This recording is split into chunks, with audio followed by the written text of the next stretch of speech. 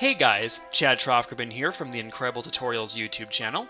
Jim Mills and I have teamed up with Smith Micro to bring you these brand new Anime Studio 10 tutorials. So I hope you're ready because we're about to get started. Assuming you are done with your work, Anime Studio gives you access to many different options when it comes to exporting your animation. To access these options, simply go to File, Export Animation, or Control-E if you're on Windows, Command-E if you're on a Mac. From here, you have access to a variety of different features. First, the start and end frame basically specifies what you want to render out for this project file. By default, it will render out all the frames that you have set on the timeline. However, if you want to be sure, you can always click the entire animation button to make sure the entire animation will be exported out. If, however, you just want a section of animation rendered out, you can choose which frames to do so.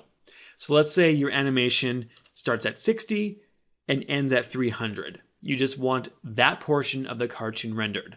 You can certainly do that with the start and end frame. Next, the output format allows you to output your cartoon in a variety of different formats. You can do still images, Photoshop documents, AVI, QuickTime, and Flash. AVI and QuickTime are video formats, so these will be useful if you want to make a DVD, put this on YouTube, or display this at any other venue that requires video. Flash is a rich media content document that can be streamed and viewed on web browsers. However, some mobile devices do not play Flash, so make sure you know what your audience is before you render out your animation. Out of all the video formats, I would choose QuickTime as it seems to deliver the best results. Next, for your render options, you have anti-aliased edges, which when checked will make things look smooth. Uncheck it to make things look rough, such as your lines. Apply shape effects. This is if you applied gradients or shades or any of the other effects in your style panel to your shapes. You can leave this checked to bring those into the video when you render them out. The same is applied for the layer effects. If you have any layer effects like shading or anything like that, leave this checked to bring those in to the video. Render at half dimensions in half frame rate will cut the dimensions or frame rate in half. This is better suited if you just simply want to test the animation out and don't want to spend a lot of time rendering. The same goes for reduced particles.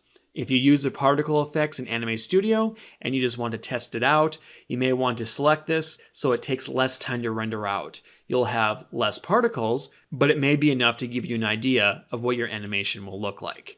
Extra smooth images gives you extra smooth images, higher quality images. It takes a little bit longer to render, but it usually is worth it in the end. NTS safe colors are used for broadcast to make sure that your colors are safe within North American broadcast standards. Do not pre-multiply alpha channel is used if you want to bring your assets into a video editing software and do compositing. And finally, enable multi-threaded rendering basically speeds up the rendering process, so it's usually best to leave this checked. Once you've done all that, click OK, and now you'll be prompted to find a place to save the video as well as name it if you wish. And once you find that place, hit Save. And now a new window will be brought up. Now, your compression settings will vary depending on the file type you used, plus which codecs are installed on your computer. So for instance, in this case, I have all these codecs right here to choose from. From these, I would recommend you either use Animation or H.264.